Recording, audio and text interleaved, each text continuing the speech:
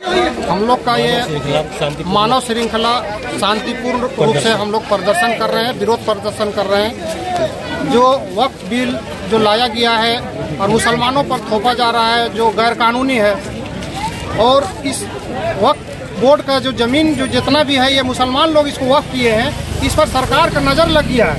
और इस जमीन को कैसे वक्फ बोर्ड से सरकार अपने हाथ में करे, इसके लिए कानून लाया गया है जिसको संसद से पारित कराया गया।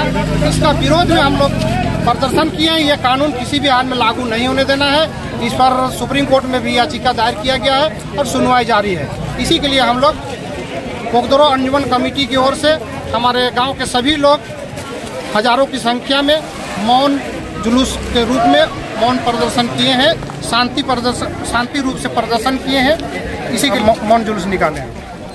इसके माध्यम से आप केंद्र सरकार को क्या संदेश देना चाहते हैं? ये जो वक्फ बिल 1/2025 भारत सरकार के द्वारा जो अभी मुसलमानों पर थोपा जा रहा है, ये वक्फ की जो संपत्ति है वो हमारे बुजुर्गों की देन है। वक्फ किए हैं वो लोग आने वाले नस्लों के लिए, हम लोगों के लिए और हमारे जो आने वाले पीढ़ी है उनके लिए उन लोगों ने वक्फ किया है। हमें एक संपत्ति दी है जिसे हमें बचाना है, और इसको बचाने के लिए हम लोग को अपने हक की लड़ाई लड़नी होगी। और अगर ये जो माध्यम से अगर सरकार नहीं समझती है तो इससे ज्यादा उग्र प्रदर्शन हम लोग करेंगे और अपना हक इंशाअल्लाह ले करके रहेंगे। हिंदुस्तान ने मुसलमानों के ऊपर ये बिल थोपा है और ये सरासर अन्याय है। ये मुसलमानों का बर्दाश्त के काबिल नहीं है। मुसलमान संविधान के दायरे में रहकर रह रहा है और हुकूमत का हुक्म मानता है, लेकिन हुकूमत को क्या समझ में आ रहा है कि मुस्लिम लोग डरते हैं। ऐसी बात नहीं है।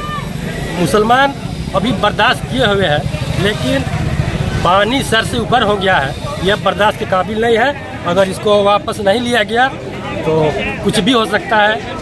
आंदोलन के जरिए कुछ भी हो सकता है। मैं इतना ही कहकर। ये किस चीज़ का जुलूस है? ये वक्फ अमेंडमेंट एक्ट जो आया है 2025, जो भारत सरकार के द्वारा लाया गया है। इस संशोधन इस विधेयक में जो है संशोधन के नाम पर जो हमारे संवैधानिक अधिकारों को हनन किया जा रहा है, उसी के विरोध में जो है हम लोग ये प्रदर्शन कर रहे हैं। क्योंकि सेंट्रल गवर्नमेंट के द्वारा समय समय पर कभी 3 तलाक, कभी धारा 370 और कभी CCC और अलग अलग नाम से जो है खास करके हमारे कौम को, मुसलमान कौम को जो है टारगेट किया जाता है और एक कौम को खुश करने का प्रयास किया जाता है। ये मुसलमान कौम कभी कतई बर्दाश्त नहीं करेगी, क्योंकि ये कहीं न कहीं हमें टारगेट करके ये काम किया जाता है। सिस्टम तो चाहिए।